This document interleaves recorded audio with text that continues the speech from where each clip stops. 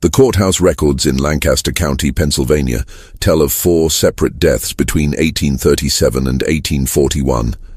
An attorney who fell from his horse on a foggy morning, a banker found drowned in the shallow waters of Mill Creek, a circuit judge who succumbed to sudden illness during harvest season, and a county sheriff discovered at the bottom of his own well. What these records don't reveal is that all 4 men were married to sisters from the same Irish Catholic family, and that each death occurred within 18 months of their respective weddings. The Brennan sisters, Bridget, Catherine, Margaret, and Sarah, had inherited the largest farm in Lancaster County, and they would kill to keep it whole.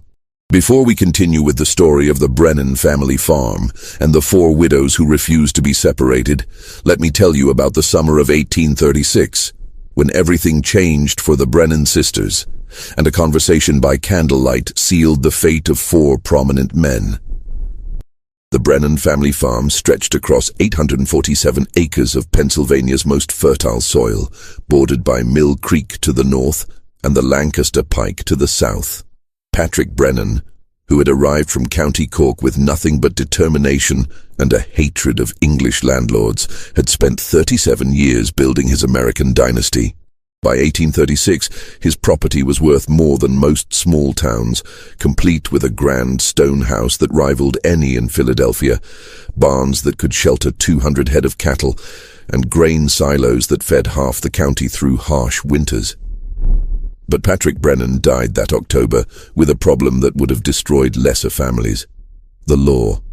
Pennsylvania inheritance statutes dictated that a man's property be divided equally among his children upon death. Patrick had no sons. His 4 daughters, Bridget, 28, Catherine, 26, Margaret, 24, and Sarah, 21, faced the prospect of watching their father's life work carved into worthless fragments, sold off to satisfy creditors and tax collectors. The sisters had grown up knowing this day would come. Patrick had drilled into them the importance of the land, telling them stories of their grandfather's eviction from Irish soil, of families scattered to the winds when property changed hands. "Land is not just dirt and stones," he would say, his accent still thick after decades in America. "Land is your blood, your future, your very soul. Lose the land, and you lose everything that makes you who you are." Lancaster County in 1836 was a place where such sentiments carried weight. The German and Irish farmers who had settled there understood the sacred nature of property ownership in a way that newer Americans, those whose families had always owned land, never could. But understanding the importance of keeping land and actually managing to do so were 2 very different challenges. The Brennan sisters were not ordinary farm women. Bridget, the eldest, possessed a sharp intelligence that she had learned to hide behind demure smiles and downcast eyes. She could calculate compound interest faster than most bankers, and had been secretly managing the farm's books since her father's eyesight began failing.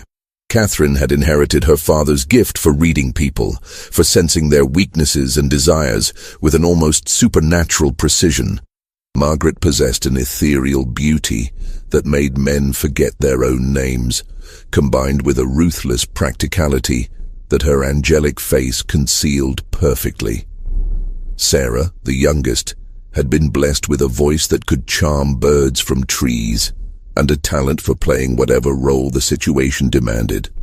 Together, they formed a conspiracy of survival that would make Lancaster County history, though the true nature of their conspiracy would remain hidden for nearly a century. The plan emerged during the long nights following their father's funeral, when the sisters gathered in the kitchen by lamplight to confront their future. The property taxes alone would consume their savings within 2 years.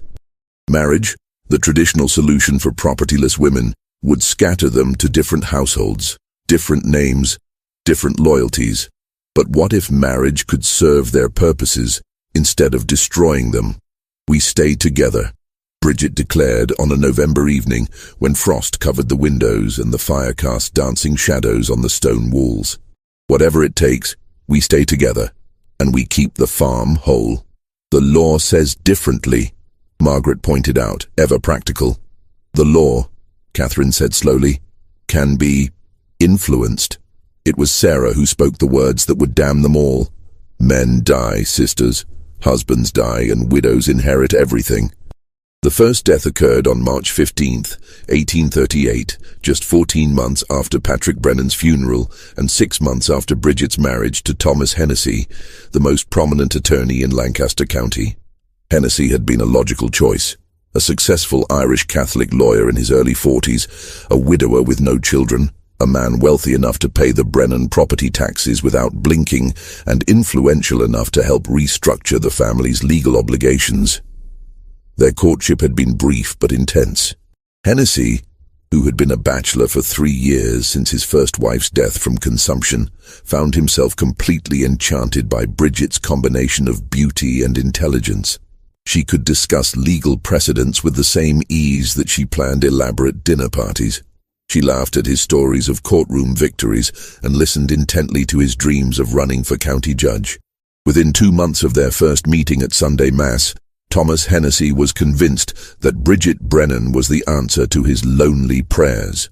The wedding took place in December 1837, a grand affair that announced to Lancaster County society that the Brennan family fortunes were secure.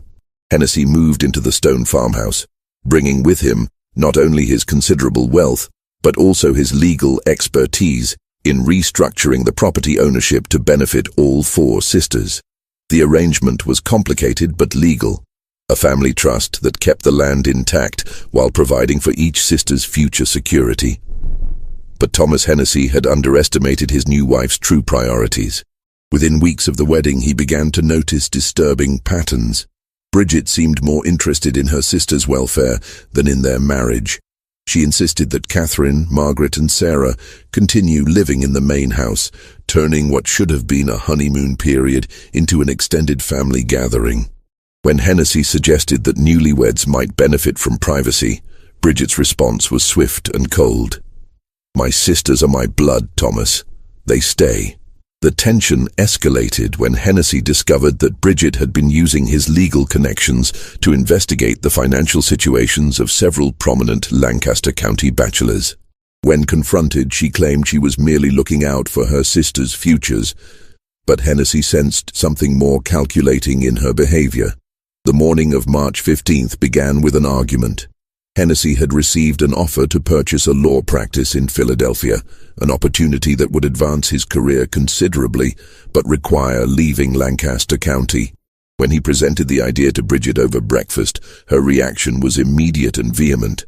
"We're not leaving," she stated flatly, not looking up from her porridge. "This is our future, Bridget. A chance to build something bigger than a country law practice. Our future is here. This land, this farm, my sisters. Your sisters can visit us in Philadelphia. They can even come live with us once they're married." Bridget finally looked at him, and Hennessy later told his law clerk that her expression had frightened him. "You don't understand, do you, Thomas? We don't leave. We don't separate. Ever." The argument continued as Hennessy prepared to ride to his office in Lancaster town. The morning was thick with fog, unusual for March but not unprecedented in Pennsylvania's unpredictable spring weather. Neighbors later reported hearing raised voices from the Brennan house, though the fog muffled the specific words. At approximately 9:30 that morning, Thomas Hennessy's horse returned to the farmhouse without its rider. The animal was sweating heavily, its eyes wide with what appeared to be terror. Bridget immediately organized a search party, her distress appearing genuine and overwhelming. They found Hennessy's body 3 hours later, sprawled beside the main road approximately half a mile from the farm, his neck broken from what appeared to be a catastrophic fall from his horse. The county coroner, Dr. James McAllister, conducted a thorough examination. The injuries were consistent with a fall from horseback, a broken neck, contusions on the skull, and bruising that suggested the horse had stepped on Hennessy's chest after throwing him. The fog would have made the familiar road treacherous, and Hennessy's mare was known to be skittish around sudden sounds or movements. But several details troubled those who knew the couple well. Hennessy was an experienced horseman who had ridden that same route hundreds of times in all weather conditions. More puzzling was the horse's condition when it returned. The animal showed signs of extreme agitation that seemed excessive for a simple fall. Most disturbing of all was Bridget's reaction. While her grief appeared genuine, her immediate concern seemed to focus on practical matters, securing Hennessy's will, consolidating his assets, and ensuring that his legal arrangements for the farm remained intact. The funeral drew hundreds of mourners. Thomas Hennessy had been well respected in Lancaster County legal circles, and his sudden death shocked the community. Bridget played the role of grieving widow perfectly, accepting condolences with appropriate tears and dignity. But those closest to the family noticed that her sisters seemed less like mourners and more like supporters of a woman who had successfully completed a difficult task. Within a month of the funeral, Catherine Brennan began accepting social invitations from Hamilton Crawford, the most successful banker in Lancaster County. The Crawford courtship followed a pattern that would become disturbingly familiar to anyone paying close attention to the Brennan sisters' romantic lives. Hamilton Crawford was a practical man in his late 30s, a Scottish Presbyterian who had converted to Catholicism to marry his first wife, deceased 3 years earlier from childbed fever. His bank held mortgages on half the farms in Lancaster County, and his personal wealth rivaled that of Philadelphia's merchant princes. Catherine approached Crawford with a combination of vulnerability and strength that proved irresistible to a man who had spent 3 lonely years burying himself in ledger books and loan documents.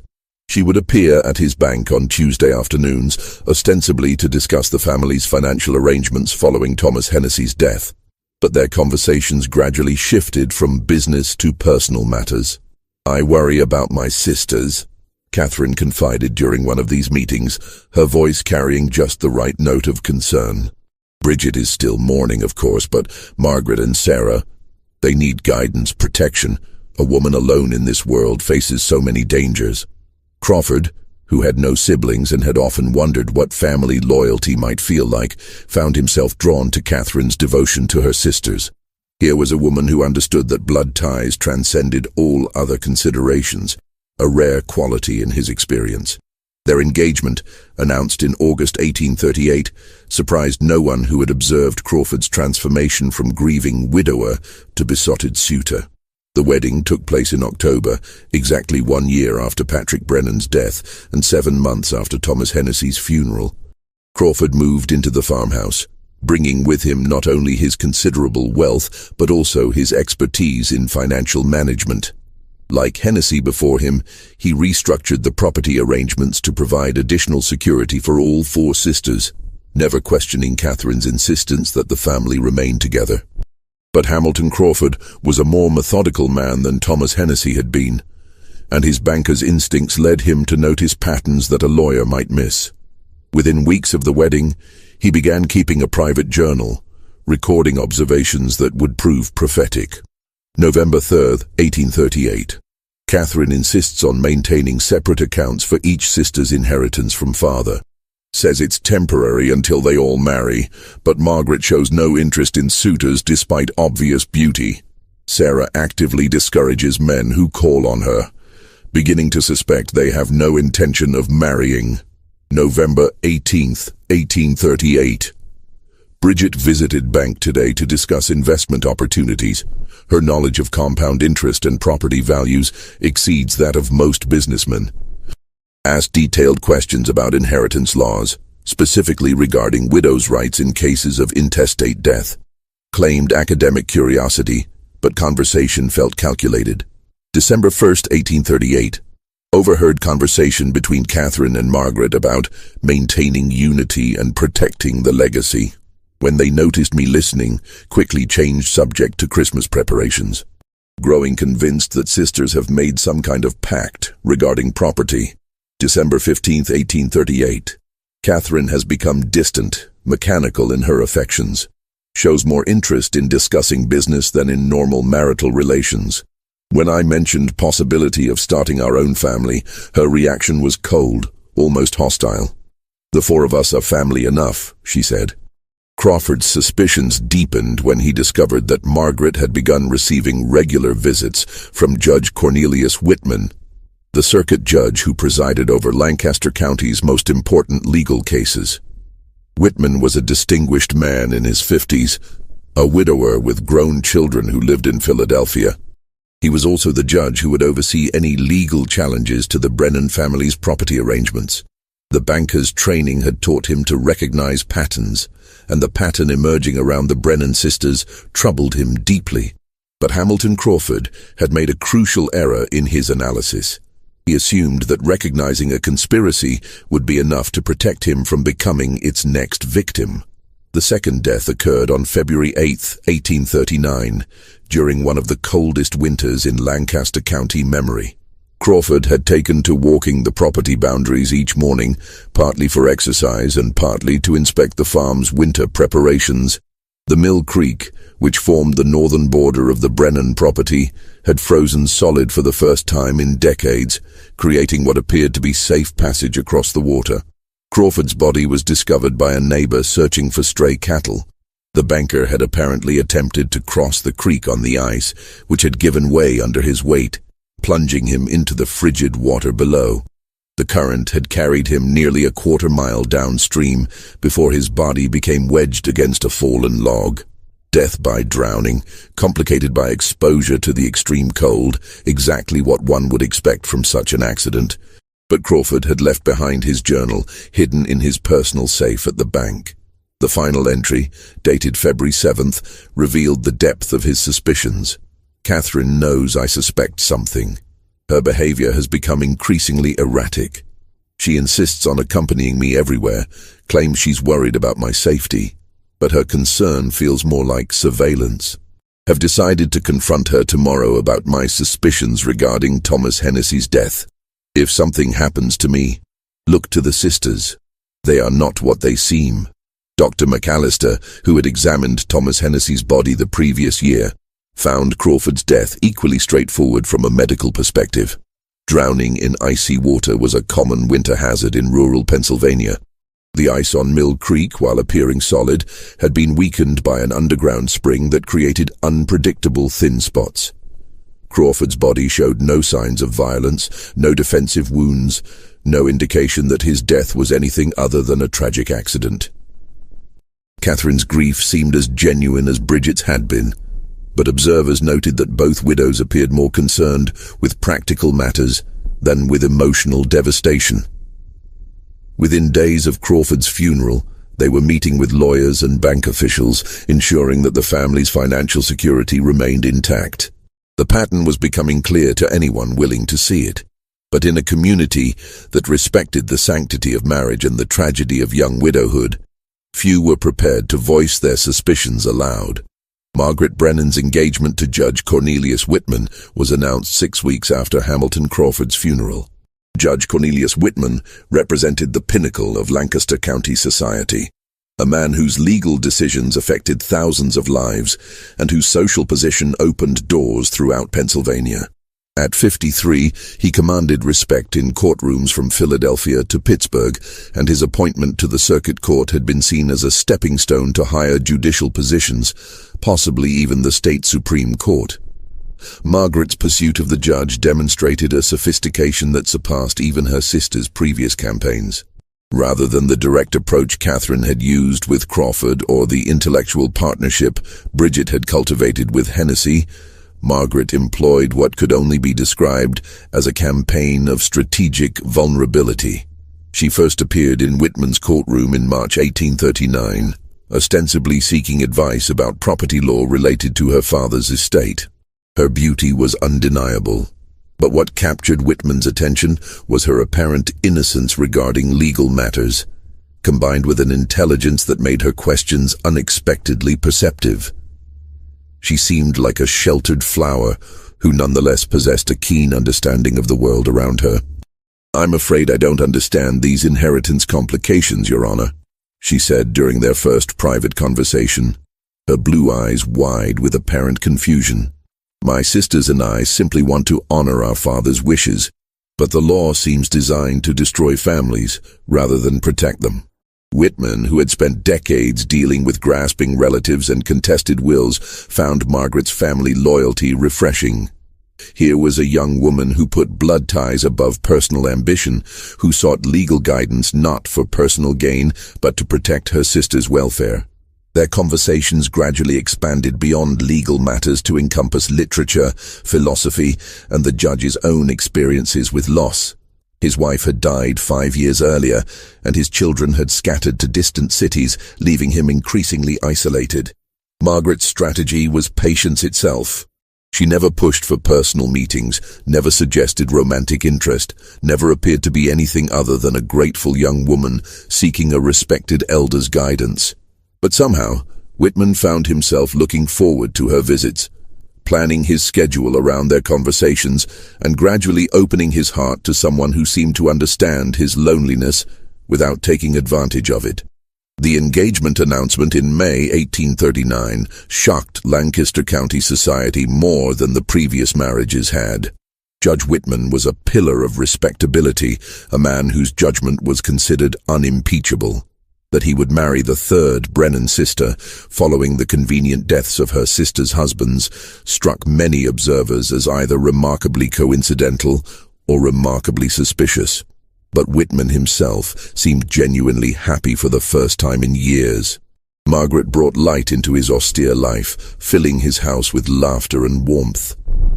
She showed genuine interest in his work, intelligent curiosity about legal precedents, and a remarkable ability to remember details about cases and colleagues. More importantly, she shared his growing concern about the suspicious pattern of deaths surrounding her family. "I worry about my sisters," Margaret confided to Whitman 2 weeks before their wedding. "Bridget and Catherine have been different since their husbands died. More secretive, more intense about keeping the family together. Sometimes I feel like they're planning something, but I can't imagine what."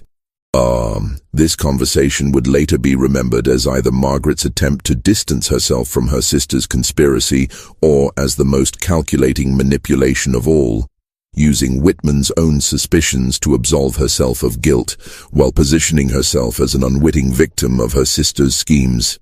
The wedding took place in July 1839, a smaller affair than the previous ceremonies, partly out of respect for the recent deaths, and partly due to growing whispers about the Brennan family's unusual luck in love and loss.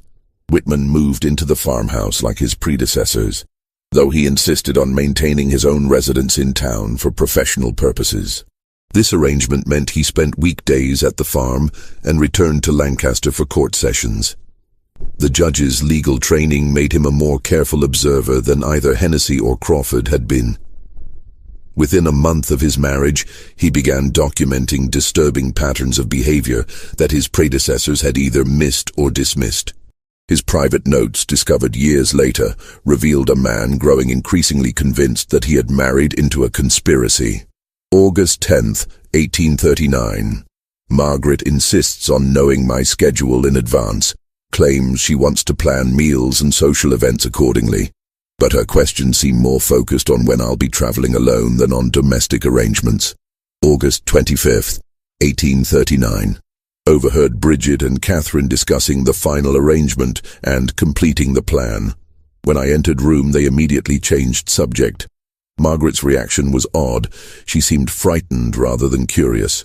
September 2nd, 1839, found Margaret examining my will and insurance documents.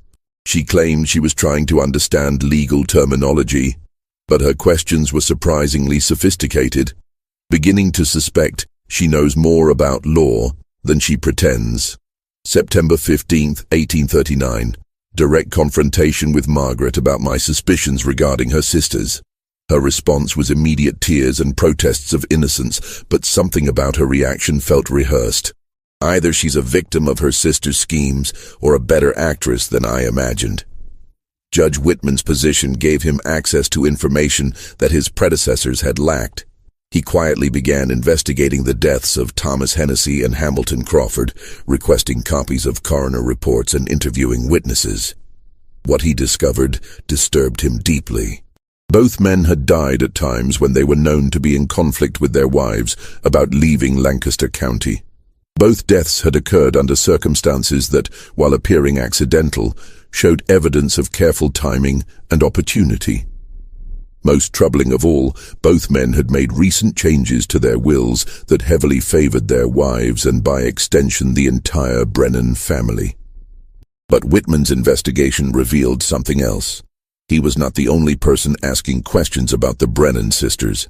A private investigator named Daniel Murphy had been making quiet inquiries around Lancaster County, claiming to represent interested parties who were concerned about the pattern of deaths. Murphy's questions focused on the sisters' financial arrangements, their relationships with local business leaders, and their future marriage plans. When Whitman attempted to contact Murphy directly, he discovered that the investigator had already left Lancaster County, but not before interviewing several key witnesses and requesting copies of public records related to the Brennan property. Someone outside the family was beginning to piece together the truth about the sisters' conspiracy. On October 30th, 1839, Judge Whitman made the decision that would save or damn him. He confronted Margaret directly about his discoveries and demanded to know the truth about her sister's involvement in their husbands' deaths. Margaret's response would determine whether the fourth Brennan sister was a co-conspirator or simply another victim of her family's ruthless determination to stay together. The confrontation between Judge Whitman and Margaret took place in the farmhouse parlor on a rain-soaked evening when Catherine and Sarah had traveled to Lancaster town for supplies, leaving the newlyweds alone for the first time in weeks. Whitman had planned the timing carefully, understanding that his wife's behavior changed dramatically when her sisters were present versus when they were apart. "Margaret," he began, his voice carrying the authority of decades on the bench, "I know what your sisters have done. The question now is whether you're their accomplice or their next victim." Margaret's reaction was immediate and visceral. She collapsed into a chair, her face draining of color, her hands trembling as she pressed them to her mouth. For several minutes she said nothing, staring at her husband with an expression that combined terror, relief, and something that might have been gratitude. "I've been waiting for someone to figure it out," she finally whispered.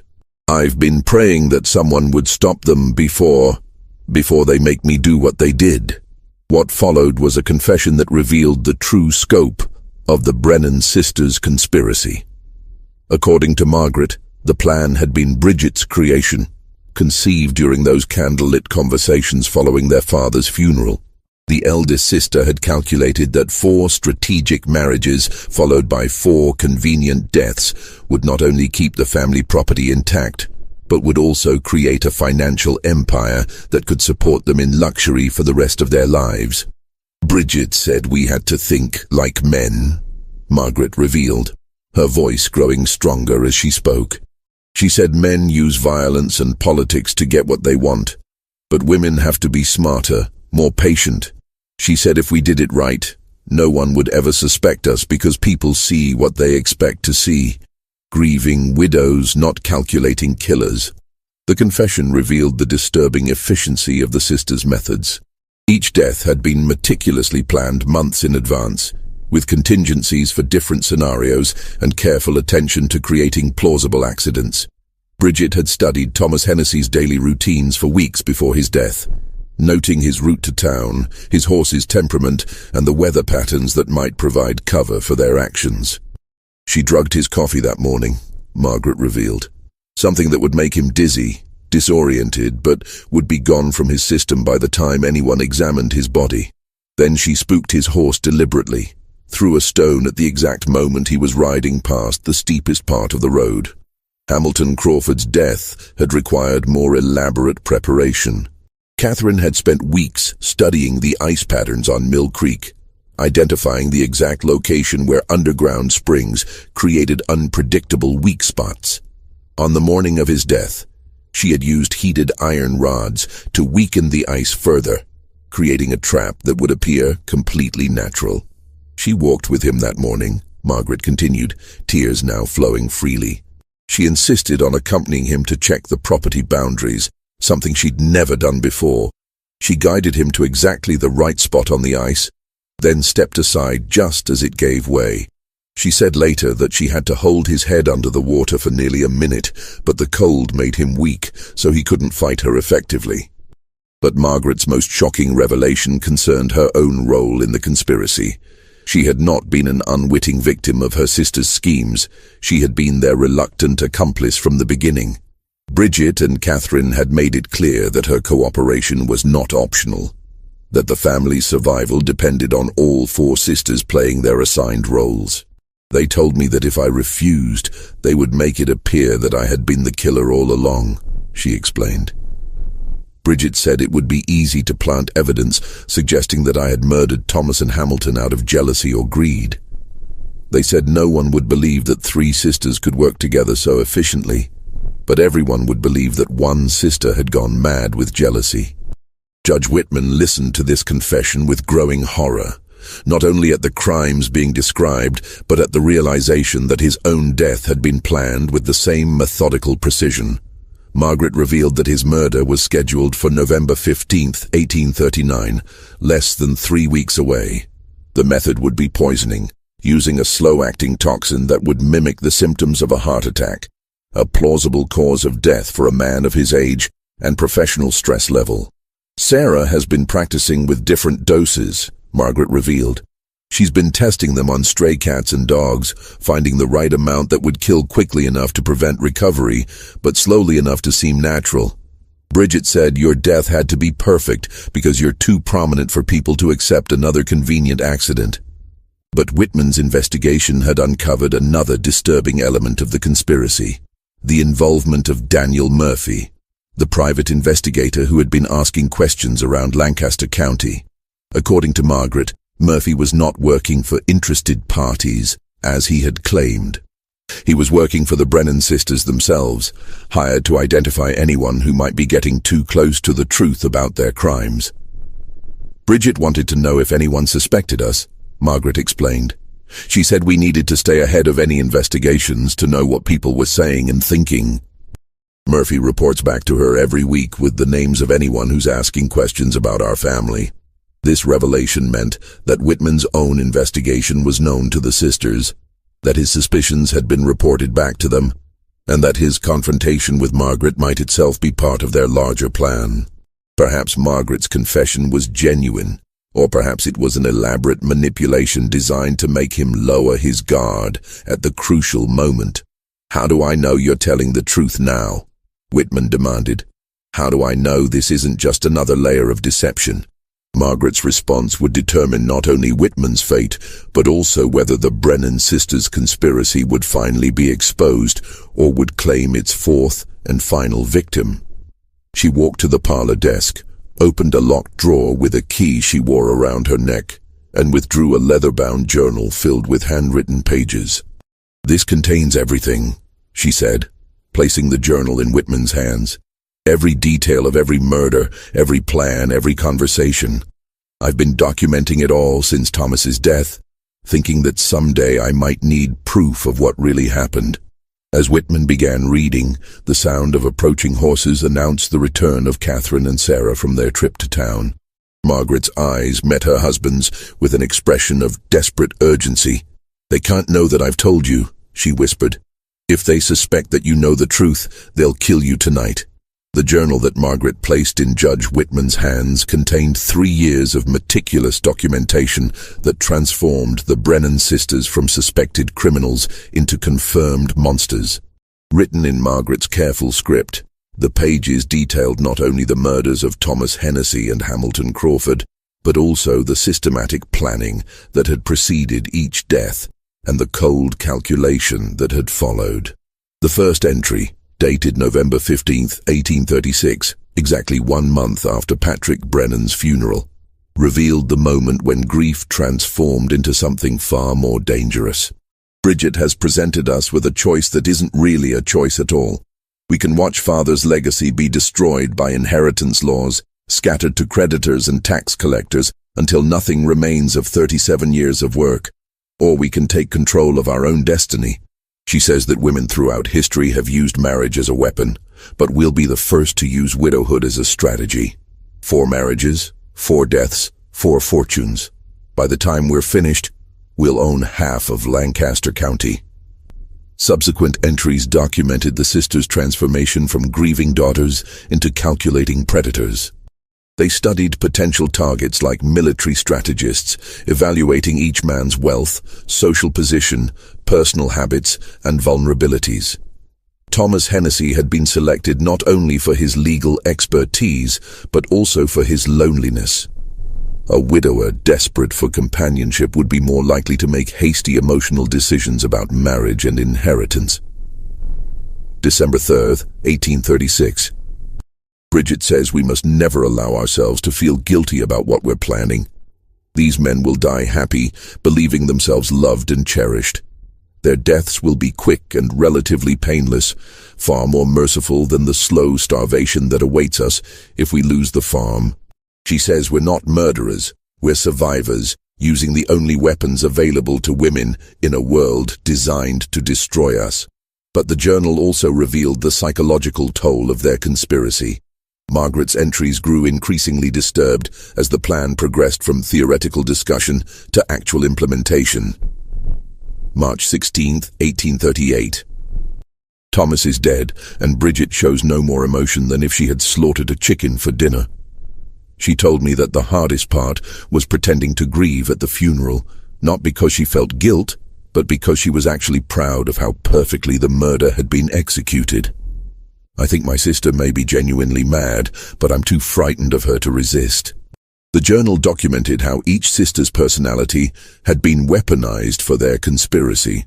Bridget served as the mastermind, using her intelligence to plan each murder and her ruthlessness to ensure that no detail was overlooked. Catherine functioned as the emotional manipulator, able to read men's weaknesses and exploit them with surgical precision. Sarah had become their information gatherer and, when necessary, their executioner, her youthful appearance and sweet voice making her the perfect person to administer poison without arousing suspicion.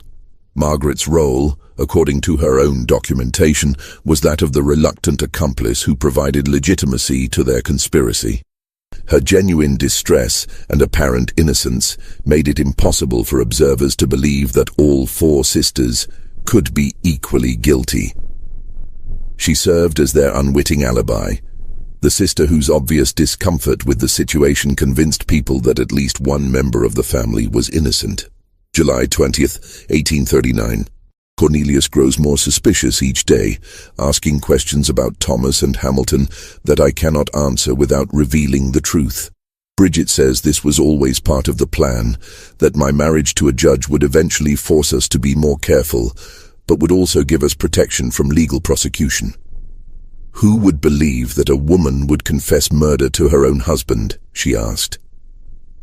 And if he tries to expose us, who would believe that a judge's own wife had fooled him so completely? As Whitman read these passages, the sound of horses approaching the farmhouse grew louder, accompanied by his wife's voice calling out cheerful greetings to the farmhands. He had perhaps minutes to decide how to respond to Margaret's revelations before Catherine and Sarah returned to the house and the opportunity for private conversation disappeared. The journal's final entries revealed the most disturbing element of the conspiracy. It was never intended to end with 4 deaths. Bridget had been planning additional murders, targeting other wealthy men in Lancaster County who could provide the sisters with even greater wealth and influence. The 4 husbands had been only the beginning of a campaign that could have continued indefinitely. October 25th, 1839. Bridget has been meeting with Murphy, the investigator, about expanding our activities to neighboring counties. She says we could create a network of widows, all working together to systematically eliminate wealthy men throughout Pennsylvania. She envisions a future where women like us control significant portions of the state's wealth, using marriage and murder as tools of revolution against male dominance. But the journal also contained information that could save Whitman's life and expose the conspiracy. Detailed descriptions of where evidence had been hidden, how the murders had been committed, and most importantly, when and how his own death was planned to occur. According to Margaret's documentation, his murder was scheduled for November 15th, exactly 2 weeks away. Sarah had been testing dosages of foxglove extract, a poison that would cause symptoms mimicking heart failure.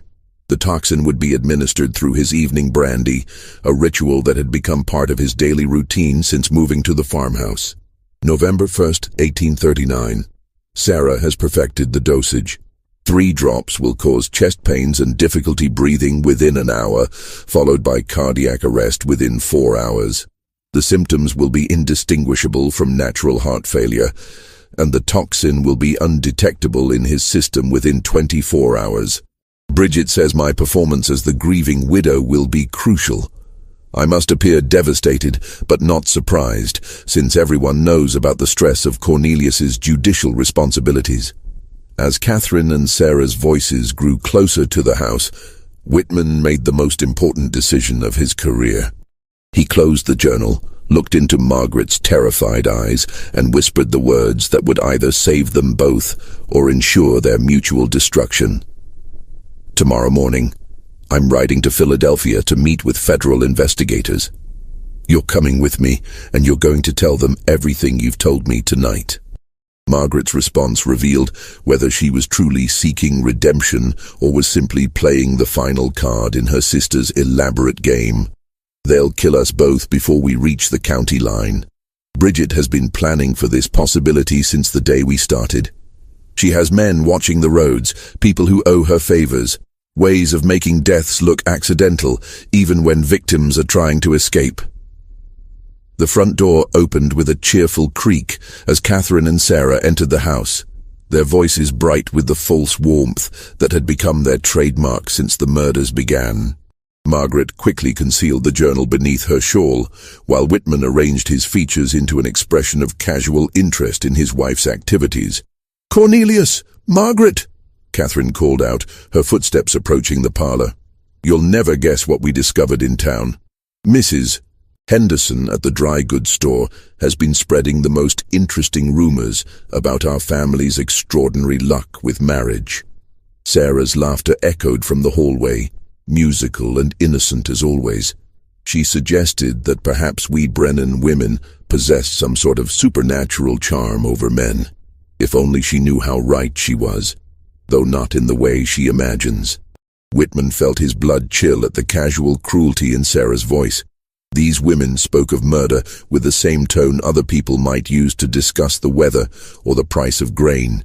Margaret's hand found his beneath the table, her fingers trembling with what he hoped was genuine fear rather than calculated performance. "What did you tell Mrs. Henderson?" Margaret asked, her voice remarkably steady despite the terror in her eyes. Catherine appeared in the parlor doorway, her smile radiant and predatory. "I told her that the Brennan women have always understood the importance of taking care of the men we love.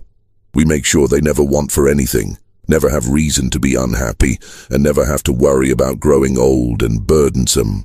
The implication was clear enough to make Whitman's hands clench involuntarily.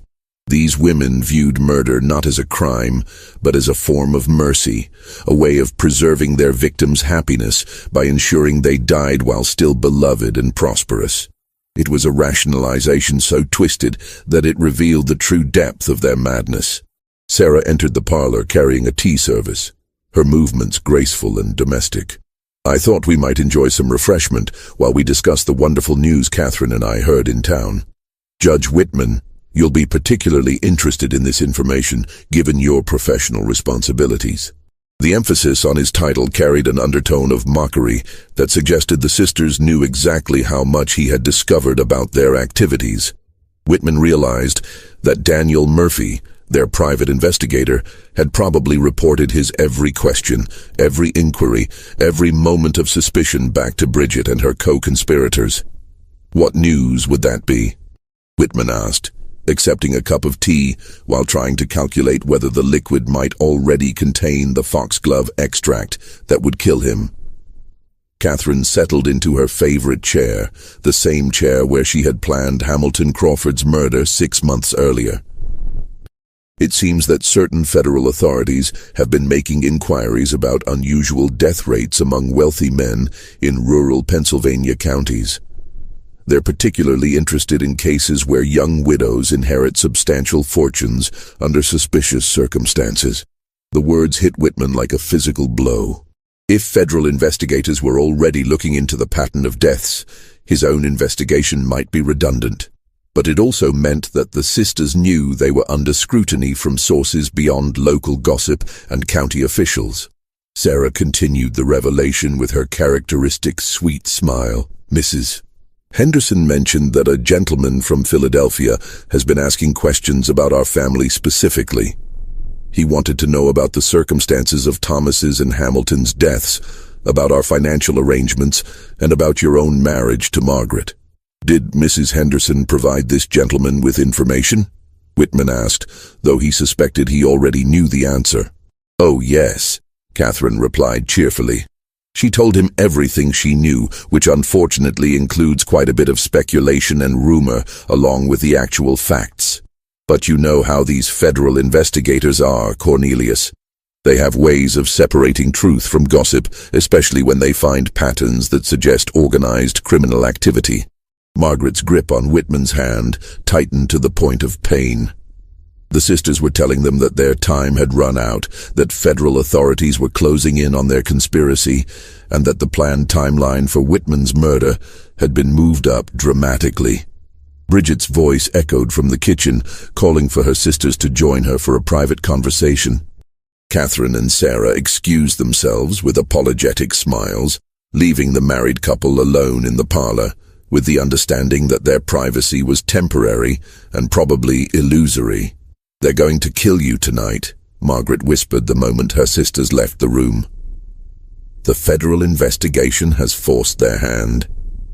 They can't wait until November 15th if investigators are already asking questions about suspicious deaths.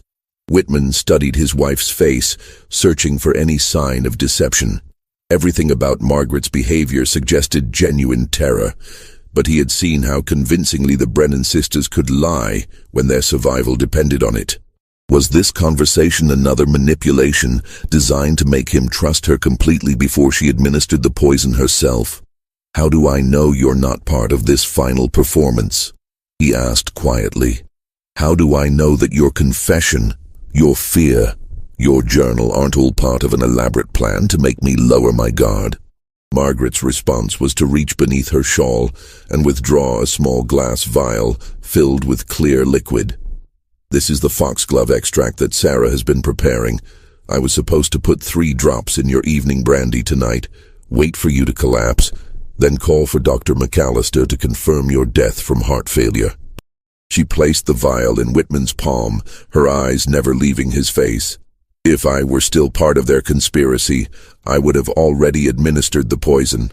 The fact that I'm giving it to you instead should prove where my loyalties lie." The sound of intense conversation drifted from the kitchen, too muffled for specific words, but clear enough to indicate that the 3 sisters were engaged in urgent planning. Whitman realized that he and Margaret had perhaps minutes to decide on a course of action before the final phase of the conspiracy began. "There's something else," Margaret whispered, her voice barely audible. "The journal I showed you isn't the only evidence. Bridget has been keeping detailed financial records of everything we've stolen, every property transaction, every inheritance we've manipulated. She calls it insurance, in case we ever need to prove our value to potential allies or blackmail anyone who threatens us. Where are these records kept? Hidden in Father's old desk in the cellar, behind a false panel that only Bridget knows about. But I've been watching her, learning her secrets, preparing for this moment when I would have to choose between my sisters and my soul." The conversation from the kitchen grew louder, and Whitman could distinguish Bridget's voice, giving what sounded like final instructions to Catherine and Sarah. Whatever they were planning, it was about to begin. "We leave now," Whitman decided. "Through the back door, take my horse, ride to Lancaster town and straight to the federal authorities. Let your sisters explain to investigators why their co-conspirator and their 4th victim disappeared in the middle of the night." But as they moved toward the back of the house, Sarah's voice called out from the kitchen with artificial sweetness. "Margaret, dear, could you and Cornelius join us for a moment? Bridget has something important she'd like to discuss with both of you." It was a summons, not a request. and they both understood that refusing would immediately reveal that their private conversation had uncovered the conspiracy. Margaret looked at her husband with an expression that combined love, terror, and desperate hope. "If we walk into that kitchen," she whispered, "we may never walk out alive."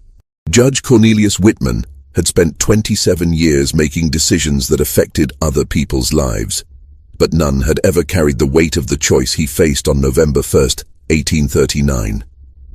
He could walk into the kitchen where 3 murderesses waited with their final trap, or he could attempt an escape that might save his life, but would leave the Brennan sisters free to continue their killing spree in other counties, other states, wherever their twisted ambition might take them. The decision was made for him by the sound of multiple horses approaching the farmhouse at high speed. Through the parlor window, Whitman could see torches burning in the darkness, too many riders for a casual visit, and moving with too much purpose for a social call. Someone was coming to the Brennan farm with official business, and that someone had brought enough men to handle resistance. "Federal marshals," Margaret breathed, recognizing the organized movement of law enforcement even in the darkness. "They're here." From the kitchen came the sound of frantic activity, chairs scraping, cabinet doors slamming, urgent whispered conversations. The Brennan sisters had also seen the approaching riders and were implementing whatever emergency plan they had prepared for this exact situation. Bridget appeared in the parlor doorway, her usual composed demeanor replaced by cold efficiency. "Cornelius, Margaret, we need to discuss our story before those men reach the house. There are certain explanations that will serve all of our interests, and certain truths that would benefit no one." Even facing imminent arrest, Bridget Brennan attempted to control the narrative, to find some way of turning the situation to her advantage. Whitman realized that this woman would continue manipulating people and circumstances until the moment they placed a noose around her neck. "I think not," Whitman replied, standing and placing himself between his wife and her sister. "Margaret and I will tell the authorities exactly what happened here, and you'll have to answer for what you've done." Bridget's expression shifted from calculated calm to genuine fury, revealing for the first time the monster that had been hidden beneath years of careful performance. "You sanctimonious fool! Do you think your precious law will protect you from us? Do you think federal marshals care about the deaths of a few men when there are fortunes and reputations at stake? What do you mean?" Whitman demanded, though part of him already suspected the answer. Sarah appeared beside her eldest sister, her sweet face twisted into something ugly and vindictive. "Did you really think we operated without protection, without allies in high places?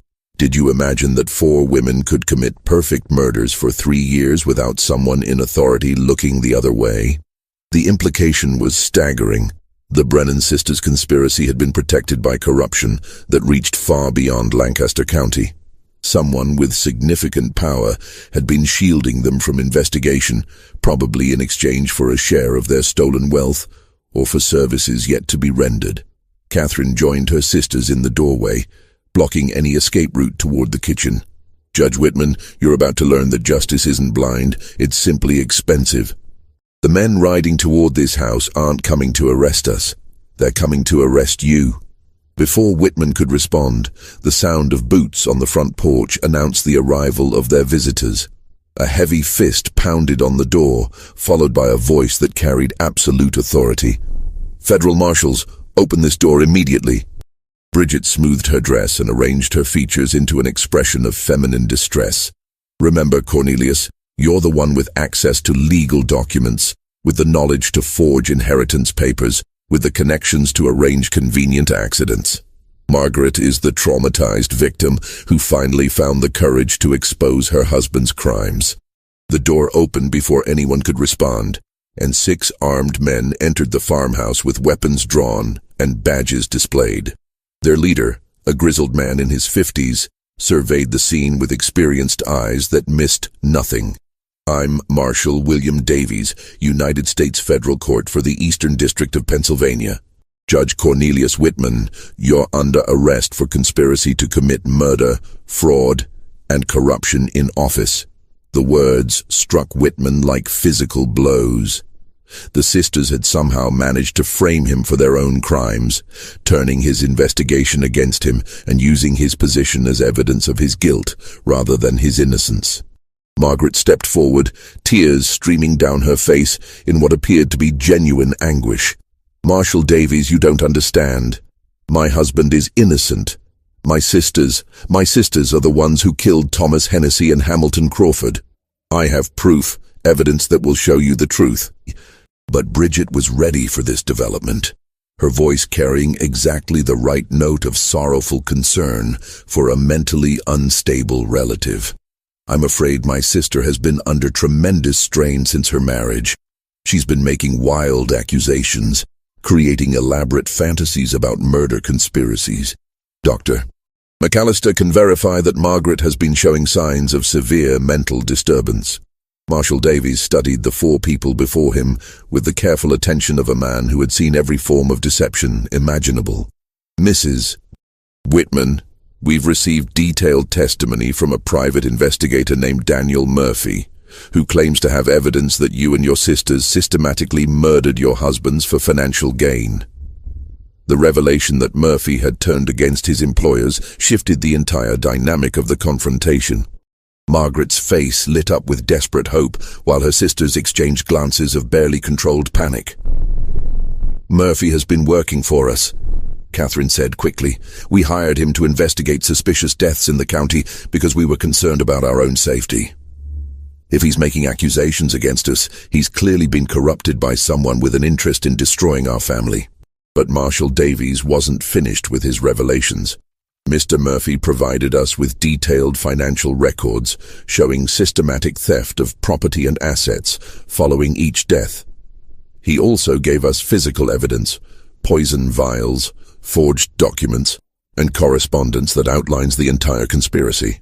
Sarah's composure finally cracked, her sweet mask sliding away to reveal the calculating killer beneath. Murphy was supposed to destroy that evidence. He promised us that everything would be eliminated if we paid him enough. The admission hung in the air like a death sentence, confirming everything that Margaret had revealed in her journal and everything that Whitman had suspected about his wife's family. Bridget shot her youngest sister a look of pure hatred, realizing that Sarah's outburst had doomed them all.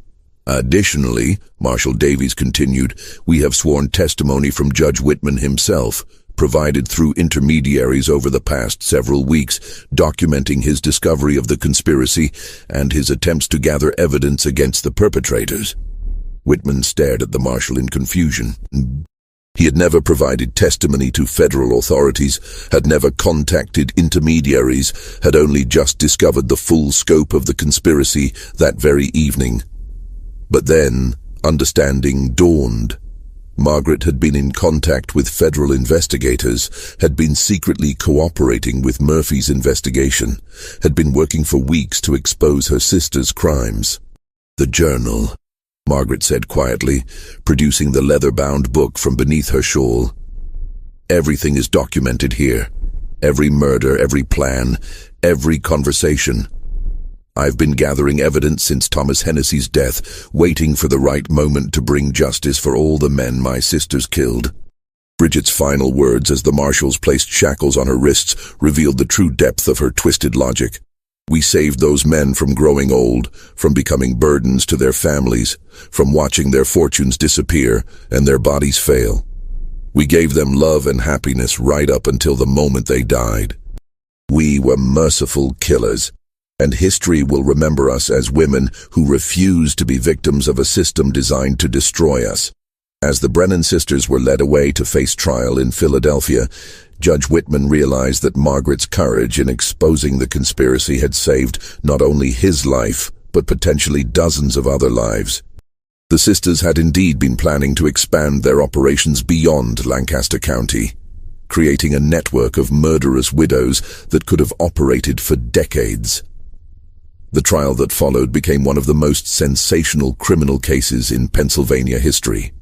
Bridget, Catherine, and Sarah Brennan were convicted on multiple counts of murder and conspiracy, becoming the first women in the state to be sentenced to death for such crimes.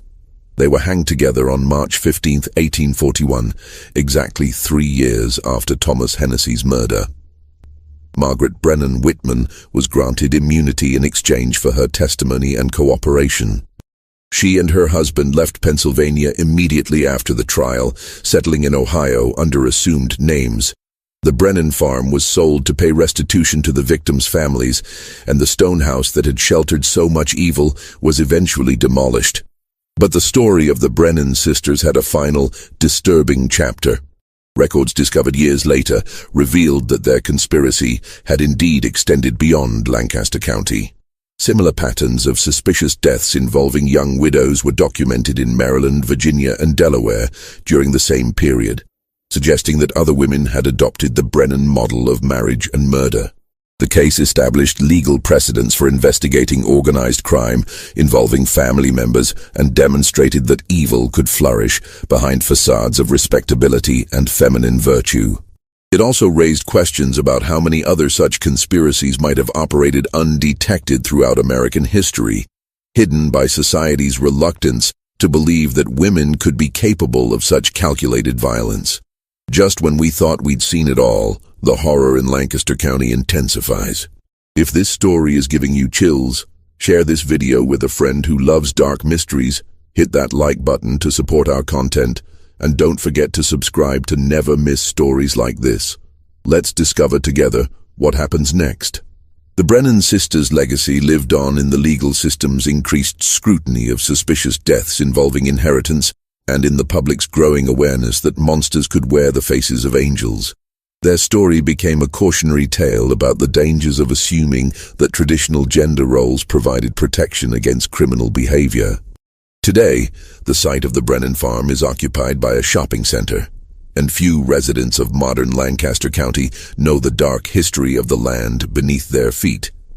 But occasionally, when local historians discuss the area's past, someone will mention the 4 sisters who refused to be separated and the 4 men who died for their twisted vision of family loyalty. This mystery shows us that evil often hides behind familiar faces, and that the most dangerous criminals are those who understand how to exploit society's expectations and assumptions. The Brennan sisters succeeded for years, precisely because no one wanted to believe that 4 women could be capable of such systematic brutality. What do you think of this story? Do you believe everything was revealed, or might there have been other victims we never discovered? Could similar conspiracies be operating even today, hidden behind facades of respectability and family devotion? Leave your comment below with your theories about the Brennan sisters and their crimes. If you enjoyed this tale and want more horror stories like this, subscribe, hit the notification bell, and share with someone who loves mysteries. The darkness of history holds many secrets, and we're here to uncover them all. See you in the next video.